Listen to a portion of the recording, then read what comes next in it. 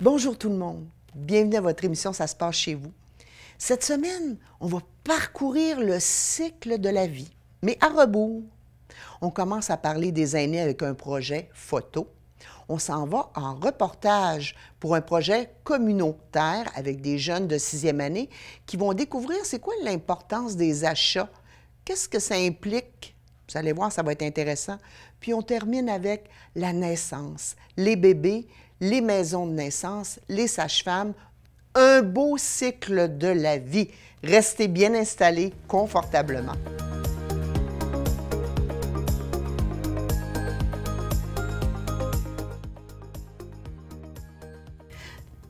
Chers téléspectateurs, je reçois une personne d'intérêt, une personne que j'aime beaucoup. C'est une amie qui s'appelle Isabelle Lapierre et qui est chargée de projet à la MRC.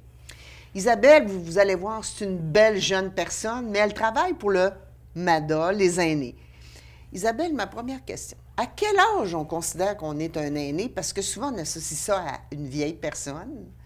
Puis j'imagine que le concept doit avoir évolué, là. Bien sûr. En fait, ça dépend pour qui. Parce que dans le fond, on dit aîné, c'est comme un peu une catégorie, tu sais, pour différents aspects lorsqu'on doit réglementer des choses ou etc. Donc, pour le gouvernement, habituellement, c'est 55 ans et plus. Quel âge? 55 ans et plus. Mais pour la FADOC, c'est 50 ans. Donc, mais mon Dieu! Ça n'a pas de bon sens! Bien, dans 2 ans, théoriquement, j'aurai ma carte de la FADOC. Okay, donc, tu sais, c'est sûr que... Je suis déjà un aîné avancé, là, parce que j'ai plus que 50 ans, là, Colin! Écoute, c'est incroyable. Mais, tu sais, notre conception de la vieillesse, là, elle a changé. On n'est pas pantoute à la même place. Moi, pour avoir travaillé avec les petites franciscaines de Marie, tu sais, moi, une vieille personne, c'est 90 ans et plus, là. Donc, un aîné, pour moi, tu sais, ça n'a pas la même... En tout cas, c'est pas dans la même catégorie que le gouvernement. Isabelle, toi, tu es une mobilisatrice. Donc, tu viens nous présenter un projet spécial qui voulait permettre de voir les aînés autrement dans les activités qu'ils font, n'est-ce pas? Exactement. Dans le fond, c'est un projet qui veut mettre en lumière que vieillir, ça peut être super intéressant. Puis on peut rester actif en vieillissant. Donc, l'exposition à Aînés actifs met en lumière toutes ces choses-là, les activités que les gens peuvent faire, les implications qu'ils peuvent avoir aussi également. Donc ça, on parle d'exposition photo qui a été faite en collaboration avec... Oui, dans le fond, c'est grâce à l'entente culturelle des 2 MRC qu'on a pu faire ce projet-là. Et aussi, le club de photos Clic, qui a pris gracieusement ces photos-là de 38 aînés sur le territoire de tout Charlevoix. 38 aînés? Oui. Puis qu'est-ce qu'on voit dans ces photos-là? On les voit dans quel genre d'activités? Peux-tu nous en nommer quelques-unes? Oui, en fait, il y a des activités que ça peut être artistiques, de chant, il y a même une personne qui faisait des petites maisons. J'ai vu curling tantôt. Oui, curling, le tennis, la randonnée. Il y a même aussi pompiers, rembourreurs. Donc, on a des anciens métiers là, qui sont mis en lumière. Oui, OK. Puis c'était quoi l'objectif de faire cette exposition-là, ultimement, là? C'est intéressant de voir les aînés qui demeurent actifs, qui ont plus de temps peut-être pour vivre leur passion parce qu'ils sont en train de s'en aller vers une forme de retraite, semi-retraite. Donc, c'était quoi l'objectif principal de faire cette exposition-là? Au tout début, dans le fond, les personnes du comité de l'art de bien vieillir, dans le fond, 2 petits comités citoyens qu'il y a à Baie-Saint-Paul et Malbaie, m'ont approché pour, justement, avec leur idée de projet, eux, ils voulaient montrer, justement, aux gens que vieillir, ça pouvait être intéressant, puis qu'on pouvait rester actif, puis que c'était le fun de vieillir. Puis, en discutant ensemble, on s'est dit, mais on pourrait peut-être en profiter pour faire un projet intergénérationnel, puis sensibiliser nos jeunes avec cette exposition-là, puisqu'on touche à différents projets, des passions qui peuvent intéresser nos jeunes aussi. Donc, on s'est dit, bien, on va faire un projet intergénérationnel, puis on va mettre l'exposition dans les écoles. Donc, on commence avec les écoles secondaires. C'est ce qu'on s'est dit au début. Puis là, vous êtes devenu, donc, vous avez fait un événement, je pense, pour présenter ces photos-là comme une avant-première. Oui. Ça s'est déroulé il y a quelques semaines déjà? Oui, dans le fond, le 27 octobre dernier, lors de la Journée des aînés qui a eu lieu au domaine Forget à Saint-Irénée, on a fait le vernissage dans le fond de l'exposition. Donc, les gens des photos étaient là, le club de Photoclick était là. Il y avait 350 personnes qui ont pu voir cette exposition-là ce jour-là. Fait que ça, c'est la première fois qu'on l'a dévoilé. Puis là, vous êtes devenu itinérant. Vous vous promenez. Oui, exactement. Exactement. Puis, dans le fond, le premier projet, c'était d'aller dans les écoles secondaires de Baie-Saint-Paul et Malbaie pour commencer. Puis, ce projet-là fait boule de neige parce que les gens, quand on entend parler, donc, on a fait 2 autres qui n'étaient pas prévus, 2 autres présentations, donc 2 autres semaines au Centre pour adultes, de formation aux adultes à Vise. Ah oui, donc, on a fait 4 semaines cet automne. Puis, quel autre projet, parce que je te connais, tu es une genre de personne à voir tout le temps, bien, qu'est-ce qu'on peut faire plus avec ça? Ou y a-tu d'autres choses qui vont se greffer autour de ce projet-là? As-tu des choses qui s'en viennent aussi intéressantes là, pour peut-être l'hiver 2025? Oui, bien en fait, je peux dire qu'à partir de l'exposition, ce qu'on s'est dit, ça serait le fun aussi de ne pas juste mettre une exposition là, puis on la regarde, mais d'avoir les aînés. Après ça, on sert les photos, ouais, puis c'est terminé. Mais on voulait avoir les aînés sur place avec les jeunes pour qu'ils puissent échanger. Donc, on a créé cette occasion-là d'échange entre les jeunes et les aînés. Ça a été formidable. Il y a des aînés qui ont apporté justement leur passion, les objets en lien avec leur passion, comme la randonnée, la photo, etc. Puis, bien, justement, de filon en aiguillon, comme on dit, c'est ça, là, il y a des enseignants qui ont montré de l'intérêt, tout ça. Fait qu'on se dit que pour 2025, ce qu'on aimerait, c'est créer un outil peu coûteux, mais qui serait facile à déployer dans les écoles pour que les enseignants puissent se servir, puisque chaque photo est accompagnée d'un cartel, donc d'un petit texte qui explique la passion en lien avec le patrimoine, justement. Disons que quelqu'un qui fait du kayak dans les Hautes-Gorges, mais pourquoi qu'il a choisi ce lieu-là pour faire son kayak puis que ça y parle tant. Donc, c'est tous des beaux petits textes.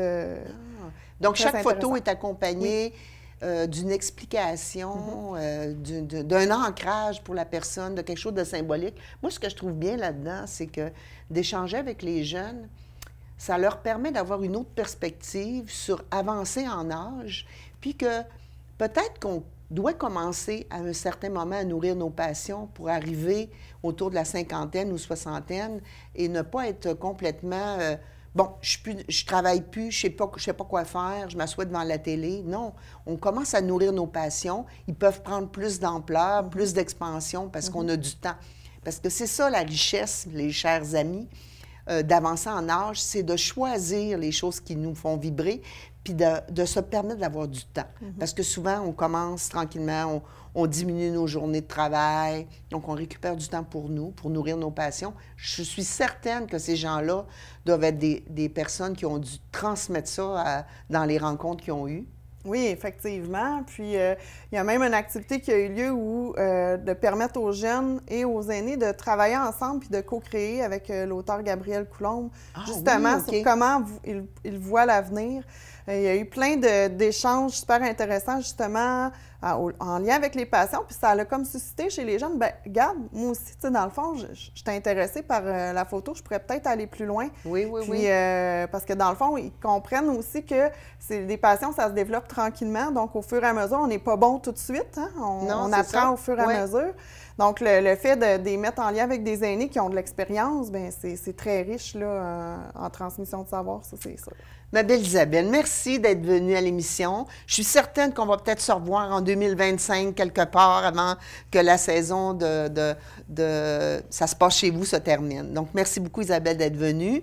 Restez là, on va aller voir un reportage de haut intérêt communautaire.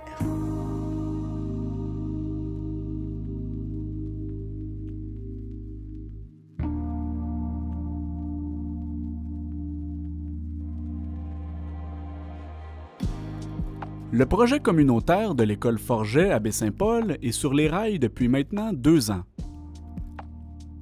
Ce projet vise à transmettre plusieurs valeurs inspirées du développement durable aux élèves, dont l'autonomie alimentaire et la conscience écologique.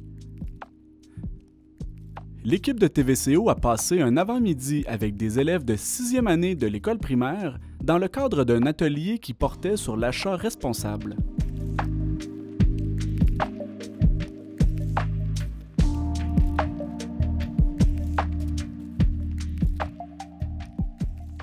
Bonjour Marie-Sophie, merci de nous recevoir aujourd'hui à l'école primaire C. Rodolphe Forget de Baie-Saint-Paul. Aujourd'hui, on vient participer à une activité. Est-ce que tu peux m'en dire un peu plus? Oui, bien aujourd'hui, merci d'être là. On va commencer par aller faire des achats dans le but de réaliser une recette. Donc, les élèves de 6e année vont réaliser une recette de boules d'énergie. Mais avant de faire leur recette, aujourd'hui, ils ont la responsabilité de faire un choix. Donc, la classe de 24 élèves est séparée en 6 équipes. Et puis, chaque équipe est responsable d'un des aliments de la recette. Donc, on avait des dattes, on avait du cacao, de l'avoine, etc. Le tout pour faire des boules d'énergie. Durant la première partie de l'atelier, la coordonnatrice a pris un moment avec les élèves pour aborder différents critères sur lesquels baser l'achat d'un aliment.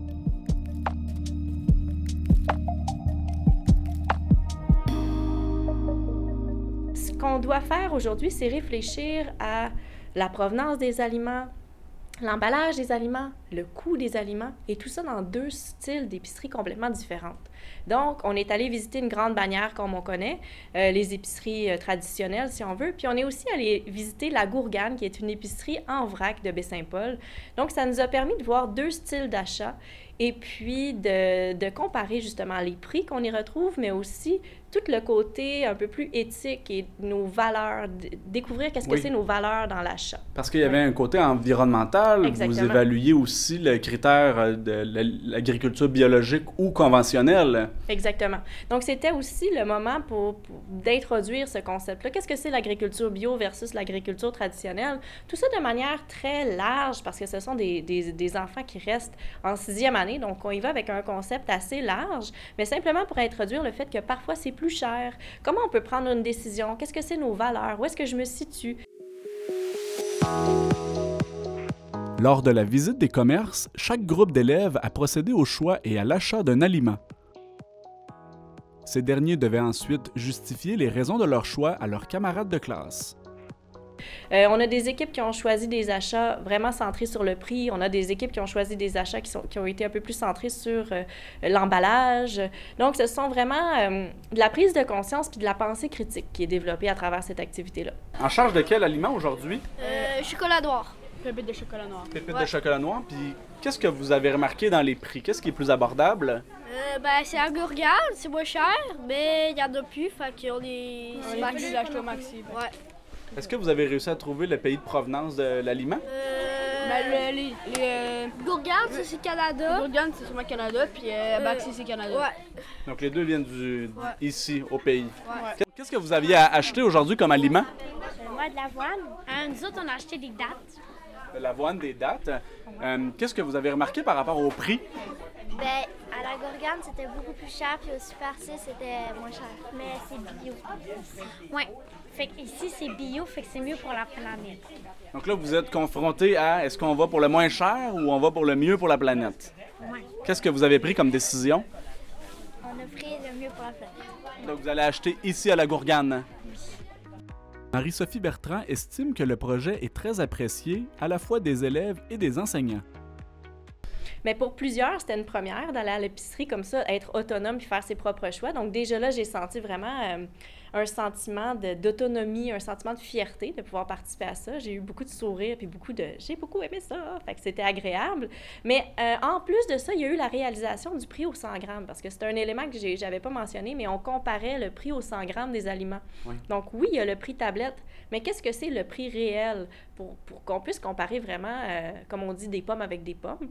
Donc on regardait ça et ça, c'est un élément mathématique. Donc pour eux, ça a été intéressant de voir ce que je fais en classe. C'est quoi sa répercussion en dehors, tu sais, dans la vie réelle. L'utilité. Dans le concret. Exactement. Donc les calculs croisés, puis l'utilité dans le concret, ça pour eux, ça a été quand même quelque chose de très positif. Comment vous le vivez, vous, en tant qu'enseignant? Moi, je tripe bien raide, dans le sens que j'ai pas organisé les activités, mais je chapeaute, on va dire, toute la planification de mon groupe. Ensuite, avec Mme Marie-Sophie, on collabore ensemble par écrit, par courriel pour orchestrer tout ça. Puis j'en profite peut-être plus comme un spectateur, puis j'essaie d'être un peu au niveau des jeunes et puis de le vivre un peu, de le voir comme eux vont le voir. Comment vous avez aimé l'activité d'aujourd'hui? C'est très cool.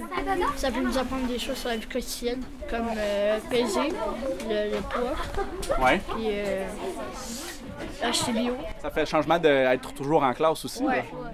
C'est le fun de venir durant la journée, sortir, aller dans les magasins.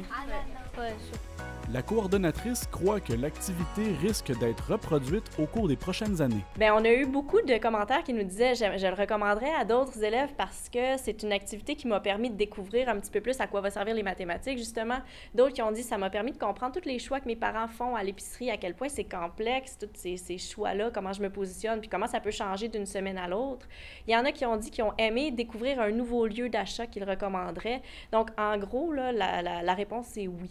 Une activité qui serait à maintenir. Merci Marie-Sophie de nous avoir invités, puis on est vraiment content d'avoir participé avec vous, puis on se souhaite une belle journée. Bien, merci beaucoup d'avoir été présent. À bientôt.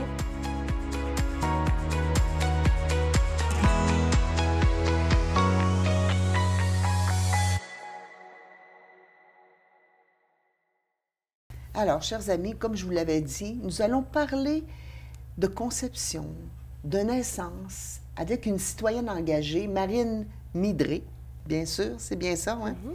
Alors, écoute, tu viens nous parler du souhait ou d'une très grande volonté qu'il y a d'un groupe de personnes. Je sais qu'il y a aussi Emmanuel André, qui est, vous êtes plus les porte-parole. On parle de sage-femme. Donc, il n'y en a pas dans Charlevoix, alors? Il y en a qui habitent dans Charlevoix, mais qui ne pratiquent pas dans la région. D'accord. Alors, quel a été ton intérêt, toi, en tant que femme, de dire ah, on a le goût de se mobiliser, on veut qu'il y ait des sages-femmes qui s'installent dans Charlevoix? Qu'est-ce qui t'a amené à vouloir t'impliquer dans ce projet-là? Bien, quand je suis tombée enceinte, j'ai eu envie d'un suivi sage-femme. Grâce à une amie, j'ai découvert ce que c'était les maisons de naissance, etc. dans la région. Je ne connaissais pas ça en Europe. OK.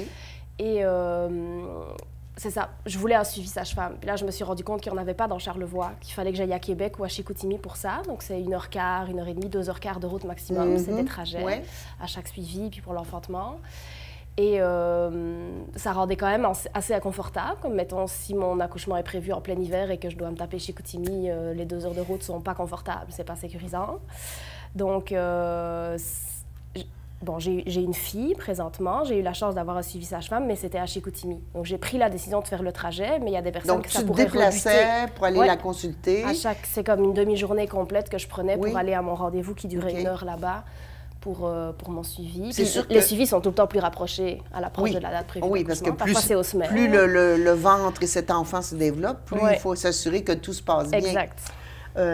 Dis-moi, cette sage-femme-là, on n'aurait pas pu venir, mettons, pour... Oups, ton accouchement est imminent dans les prochaines 24 heures, parce que là, tu sais, tu as des contractions et tout. Non, elle ne peut pas faire le déplacement, c'est beaucoup trop loin. Là. Il faudrait... C'est comme il y a une histoire de kilométrage là-dedans, parce que les sages-femmes peuvent accompagner un accouchement, que ce soit à la maison de naissance, à l'hôpital ou à domicile, mais il faut qu'elle soit à une certaine distance du domicile de la personne, si c'est là qu'elle met au monde. Et puis, ben, on sait quand même qu'il y a à la Malbaie, il y a un centre d'obstétrique où les femmes peuvent accoucher.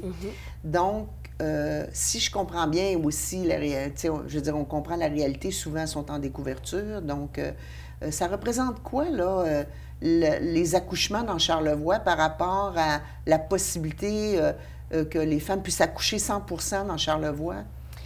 On a comme à peu près chiffré ça. Là. On le sait qu'il y a environ une centaine de naissances qui ne sont pas faites dans Charlevoix à chaque année. À chaque année? Oui. OK. Fait que ça veut dire... mettons qu'il y a 150 naissances à l'hôpital de la Malbaie, mais il y a eu 250 bébés qui sont nés cette année-là, par exemple. Fait que ça veut dire que ces 100 autres bébés-là, ils sont nés à Chicoutimi, à Maison de naissance. À Québec, il y a 2 maisons de naissance là-bas, ou à domicile. OK.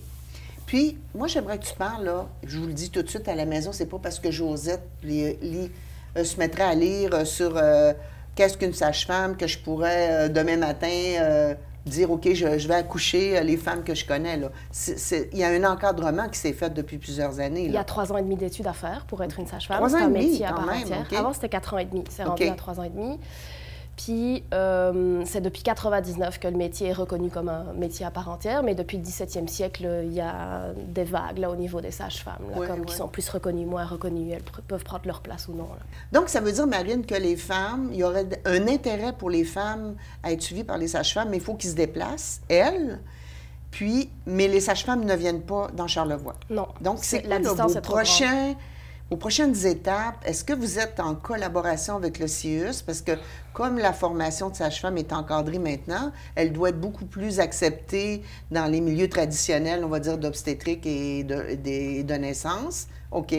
Mais maintenant, quelles sont quand même vos prochaines étapes? Emmanuel André, qui fait partie du comité, qui est infirmier en périnatalité, il a rencontré Amélie Morin, qui est directrice adjointe au CIUS, la semaine passée. Puis le CIUS fait vraiment preuve d'ouverture par rapport au projet. C'est sûr qu'il y a une étude de faisabilité qui est en cours pour savoir si c'est réaliste. Eux, ils nous ont donné une job en tant que comité citoyen, c'est de sonder la population à nouveau pour voir comme au jour J, parce que ça a été fait début d'année, puis plus spécifiquement avec des questions vraiment précises, qui aurait un intérêt et est-ce qu'effectivement ça serait justifié d'investir là-dedans, parce qu'assurément ça coûte de l'argent, puis c'est beaucoup d'organisations. Donc il y a une demande au niveau financier qui doit être faite au ministère de la Santé. Parce qu'il y avait quand même une volonté du ministère, tu me parlais, parce que vous savez qu'on jase toujours un peu avant les entrevues, tu me parlais qu'il y avait une volonté du ministère d'établir des maisons de naissance dans différentes régions pour justement éviter de venir engorger les grands centres. Donc j'aimerais ça que tu m'en parles un petit peu. Il y a une politique de périnatalité qui visait à doter le Québec en 2020 de 20 maisons de naissance. Actuellement, on a compté qu'il y avait 16 maisons de naissance au Québec, puis qu'il y avait 10 services de sage-femme, donc sans nécessairement une maison de naissance au Québec, mais aussi sur la Côte-Nord et jusqu'au Nunavut, où parfois, là, ils n'ont pas d'hôpital du tout. C'est juste le service sage-femme. Oui. Fait que pas de césarienne envisageable, etc., à moins d'aller dans une ville. Et c'était pas très clair avec cette politique de si les régions où il y a un taux de natalité pas très élevé, de si elles allaient avoir un service sage-femme ou des maisons de naissance ou non. Puis nous, on a comme peut-être pas, on n'avait peut-être pas assez de taux on serait de natalité. Juste sur la limite pour pouvoir... c'est pas très clair. On a 200, 250 naissances par année là, depuis les 3 dernières années. Quand même, on l'a senti dans nos écoles primaires, qu'il y a beaucoup plus de jeunes, d'enfants, en tout cas, je le souhaite. Quelles sont les prochaines démarches que vous allez entreprendre? Donc, concrètement, vous êtes en train de faire un nouveau sondage d'intérêt auprès des femmes. Donc, est-ce que ça veut dire que si ces 100 femmes-là, qui, dans les dernières années, parce qu'on a regardé, comme je vous dis toujours un peu les statistiques, c'est à peu près dans les 3 dernières années, il y a une centaine d'accouchements qui ne se sont pas faits à la Malbaie, donc ailleurs. Est-ce qu'il y a un intérêt pour ces femmes-là à avoir un suivi sage-femme puis une maison des naissances? Définitivement. Ah oui? Ouais. Il y en a beaucoup qui disent que ce qui est vraiment important, et on est d'accord avec ça, ce qui est vraiment important, c'est le choix. Avoir le choix de « j'aimerais avoir un suivi avec un médecin, j'aimerais avoir un suivi avec une sage-femme ». C'est important d'avoir, comme par rapport à notre santé puis à ce qui nous sécurise, de pouvoir choisir. Et pour présentement, on n'a pas le choix à moins de faire une longue route. Et encore, les maisons de naissance à Québec et à Chicoutimi sont tellement saturées qu'elles ne peuvent pas accueillir toutes les personnes qui aimeraient un suivi sage-femme. Il y a un maximum de 400, par exemple, à Limoilou, suivi maximum par année pour que ça soit confortable et agréable. Parce qu'il faut savoir qu'une sage-femme, quand elle fait votre suivi, elle reste 1 heure avec nous pendant le suivi, à chaque rendez-vous. C'est conséquent, c'est une approche vraiment globale puis très... humaine aussi. Très humaine, vraiment, c'est ça, exactement. Parce que la sage-femme, elle te suit dans ta grossesse, elle te supporte après l'accouchement, pendant l'accouchement et après, elle va être présente. Là, exactement, c'est ça. C'est vraiment une approche globale, là. Et donc, quand on aimerait avoir ce genre de suivi, ici, clairement, dans Charlevoix, c'est pas possible. Donc, il faut faire la route, mais là, parfois, ça freine. Ou parfois, on est sur une liste d'attente, mais on ne l'obtient pas avant l'accouchement. Oui, je comprends. Est-ce que on s'entend que s'il y a des défis particuliers lors de l'accouchement, l'hôpital ou le système de santé tel qu'on le connaît va être présent ou va prendre le relais? Là, exactement. Il y a 85% des naissances qui sont considérées comme normales. Le 15% restant, c'est des naissances éventuellement avec une pathologie ou avec un suivi médical nécessaire. Mais ce n'est pas le cas de la plupart des naissances. Donc, un suivi sage-femme conviendrait parfaitement à la plupart des naissances. On est dans l'ère moderne. On s'entend que les femmes, depuis des siècles et des siècles, ont accouché sans avoir de médecin. Mais je pense qu'il peut y avoir un bel arrimage entre les deux parce qu'effectivement, des fois, il y a des défis. pour des accouchements, puis on va se sentir plus en sécurité d'être dans un milieu hospitalier avec les personnes autour. Des fois, c'est vraiment nécessaire aussi. Oui, puis c'est pas ça votre idée là, de non, dire que... Nous, ce qu'on aimerait, c'est vraiment une collaboration, comme elles qui aimeraient avoir un suivi sage-femme et qui peuvent, parce que leur grossesse n'est pas pathologique, qu'elles aient le choix de pouvoir l'obtenir, si c'est ça qui les sécurise et leur fait du bien. Donc, puis là, on continue la discussion avec le CIUS, parce que tu m'as demandé où on s'en allait. Fait qu'on continue les échanges avec le CIUS. Puis on aimerait faire une présentation publique pour la population de Charlevoix comme en 2025. C'est pas encore programmé, là, mais on aimerait ça, pouvoir échanger avec la population, répondre aux questions, puis voir si d'autres personnes voudraient s'impliquer dans le projet aussi éventuellement. Dans votre groupe, parce qu'il y a Emmanuel et toi, là, qui est plus les porte-paroles. Il y a aussi Roxane, Sonita, Charlie et Annabelle. OK. Puis il y a un des papas qui vous a fait un logo pour que vous puissiez avoir une image forte dans Charlevoix. Le papa d'Annabelle Ouellette, là, on l'a vu tout à l'heure, là, il a fait le logo en s'inspirant d'une œuvre de l'artiste Gabriel Breton. Bon. Merci, Marine, d'être venue. Je vous souhaite le meilleur et le plus beau pour les femmes de Charlevoix, d'avoir un service où ils auront le choix. Ça, c'est important dans la vie d'avoir le sentiment d'avoir le choix. Exact. Et qu'on est plus dans la maîtrise de cette étape de vie naturelle qui est d'enfanter et de mettre au monde des enfants. Est-ce que je peux rajouter quelque chose? Bien sûr. J'aimerais ça que le monde réponde au sondage, le monde de Charlevoix, puis en montant jusqu'aux Escoumins environ, là, parce qu'on aimerait pouvoir offrir le service sage-femme aussi aux gens de la Côte-Nord. Mais où trouve-t-on ce sondage? Sur notre page Facebook, Enfanter entre mer et montagne, Objectif Sage-Femme Charlevoix. Puis on récolte aussi des lettres d'appui des organismes et des personnes de la région de Charlevoix, mais plus largement du Québec, pour montrer qu'on a du soutien et que le projet fait sens pour un grand nombre de personnes. Bien, bonne chance pour l'avancement de votre projet. Merci. Alors, vous avez vu, on a eu toute une émission. On est parti de la naissance, on est allé dans les jeunes de 6e année, et puis on va se terminer en parlant des aînés. On fait le cycle de la vie. Je vous dis à bientôt.